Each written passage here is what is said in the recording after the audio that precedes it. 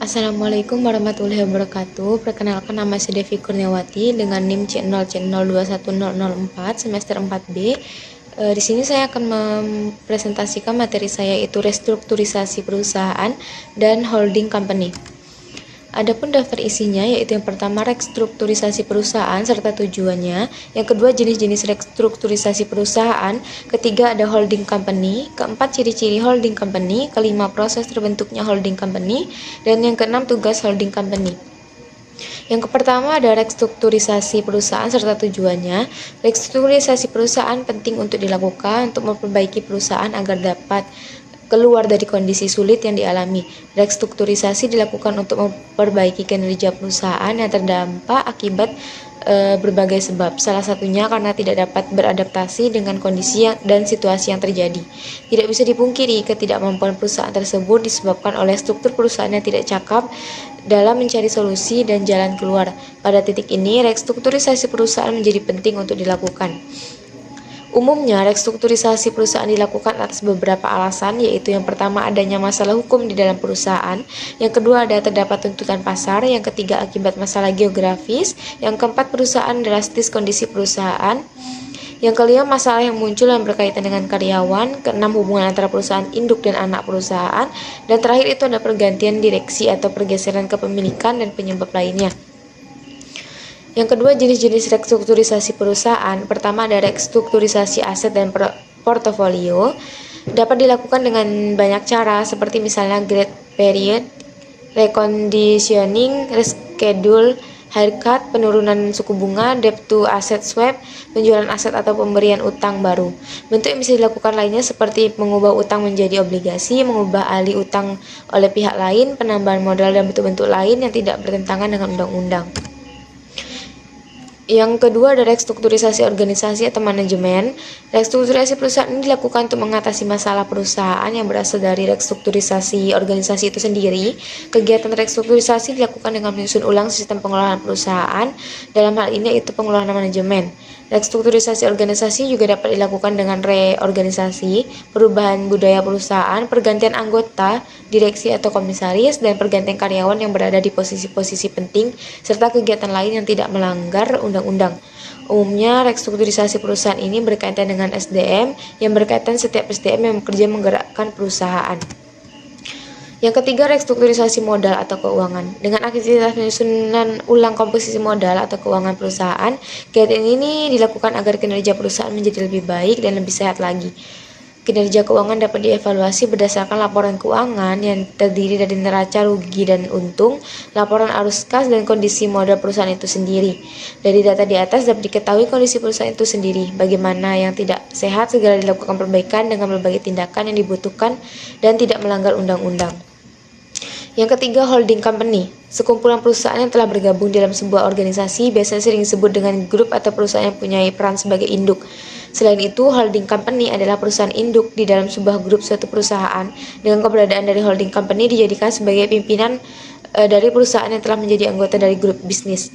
Holding company mempunyai peran yang sangat penting sebagai pimpinan grup pada perusahaan. Selain itu, untuk holding company juga mempunyai tanggung jawab yang sangat amat besar. Yang keempat itu ada ciri-ciri holding company. Untuk beberapa ciri-ciri yang harus kita ketahui, yang pertama itu mempunyai anak perusahaan. Untuk karakteristik yang paling pertama di dalam sebuah holding company merupakan keberadaan anak perusahaan.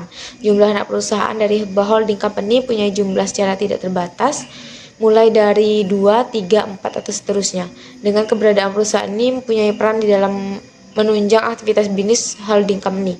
Yang kedua, kepemilikan saham di anak perusahaan. Selanjutnya, perusahaan induk bisa dikenali dengan cara lewat kepemilikan. Untuk bisa mengendalikan anak perusahaan, holding company perlu mempunyai saham dalam jumlah yang sangat besar. Biasanya untuk kepemilikan saham minimal sebuah perusahaan induk sebesar 20%. Kemampuan mengendalikan anak perusahaan. Untuk ciri yang paling akhir pada holding company adalah kemampuan mengendalikan arah dari kebijakan bisnis anak perusahaan. Untuk hal yang satu ini bisa terjadi karena untuk holding company menjadi pemegang saham dengan mayoritas di dalam anak perusahaan. Yang keempat itu mengontrol anak perusahaan. Ciri dari holding adalah mengontrol anak perusahaan. Jika mayoritas saham hanya dimiliki oleh perusahaan induk, maka proses investasi juga bisa saja dikendalikan oleh perusahaan induk tersebut. Selain itu, untuk induk perusahaan ini mempunyai tugas dalam proses perencanaan, pengelolaan, pemantauan sampai dengan evaluasi anak perusahaan yang berada di bawahnya. Yang kelima ada proses terbentuknya holding company. Ada 3 proses untuk berdirinya holding company. Pertama ada proses residual. Proses pertama ini, pada proses satu ini perusahaan yang terpisah dari yang lain karena runtuhnya sebuah unit bisnis. Selain itu pada perusahaan lain nantinya akan menjadi perusahaan mandiri dan sisanya akan menjadi perusahaan induk. Maka dari itu untuk perusahaan mandiri maupun fraksinya akan terus melakukan interaksi dengan sistem yang berbeda-beda. Yang kedua itu ada prosedur penuh. Proses holding yang kedua yaitu proses prosedur secara penuh. Ketika perusahaan tidak mempunyai banyak hal untuk menyelesaikan permasalahan, maka untuk prosedur penuh dapat menjadi langkah alternatif. Pada proses yang berbeda dengan yang sebelum-sebelumnya, pada proses induk ini tidak berasal dari sisa perusahaan asalnya, akan tetapi untuk proses prosedur penuh ini berasal dari perusahaan independen yang sebelumnya tidak terkait atau perusahaan lainnya. Yang ketiga, prosedur terprogram. Pada proses yang satu ini pada umumnya direncanakan sejak awal berdirinya bisnis, maka dari itu untuk perusahaan pertama berdiri ini sering disebut dengan perusahaan induk. Selain itu perusahaan ini bisa bekerjasama dengan beberapa perusahaan lainnya untuk mendirikan sebuah perusahaan baru dengan syarat dan ketentuan telah disepakati. Ketika ingin memperluas pasar, maka membutuhkan peningkatan kerja yang saling terjalin seiring pertumbuhan perusahaan. Maka jumlah anak perusahaan ini akan terus bertambah. Tugas holding company yang pertama perencanaan serta pengendalian suatu perusahaan. Tugas pertama yaitu membuat rencana yang berlaku umum pada setiap anak perusahaan. Selain itu, untuk anak perusahaan harus menjalankan semua rencananya dengan beberapa strategi masing-masing. Setiap perusahaan induk bisa saja melakukan pemeriksaan dan audit untuk melakukan konfirmasi. Bahkan paling pentingnya lagi, untuk holding bisa dipergunakan untuk memastikan setiap anak perusahaan dan melaksanakan rencana awal, supaya induk perusahaan bisa mengelola perusahaan lainnya. Untuk induk harus mempunyai paling sedikit 25% dari total saham anak perusahaan. Ketika di bawah minimal presentasi tersebut, maka perusahaan tidak mempunyai kendali atasnya. Yang kedua, perusahaan. Tugas kedua dari holding company artinya mengurus manajemen operasional pada suatu perusahaan. Selain itu, bisa dipergunakan untuk mengurangi risiko terjadinya kebangkrutan atau kerugian pada anak perusahaan. Pada perusahaan induk punya tanggung jawab pada kerugian atas semua anak perusahaan. Ketika anak perusahaan tersebut sudah sukses, tentu saja memberikan keuntungan. Maka hasil yang dirasakan oleh perusahaan induk juga lebih besar. Padahal ini juga berlaku sebaliknya di saat anak perusahaan harus ditopang oleh perusahaan induk atau anak perusahaan lainnya.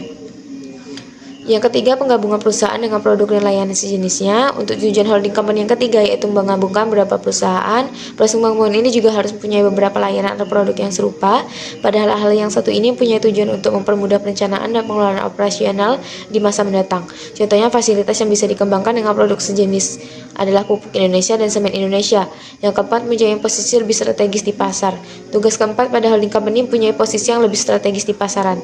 Untuk penggabungan beberapa pasar yang ada di Indonesia, ini juga bisa membuat posisi dari holding company dan anak perusahaannya menjadi lebih kuat dan juga luas. Selain itu, pada hal yang satu ini juga diklaim ekspansi bisa menggunakan integrasi vertikal dan integrasi horizontal secara bersamaan pada sebuah perusahaan. Mungkin cukup itu pemaparan materi dari saya. Jika ada kekurangan saya mohon maaf. Saya akhiri. Wassalamualaikum warahmatullahi wabarakatuh.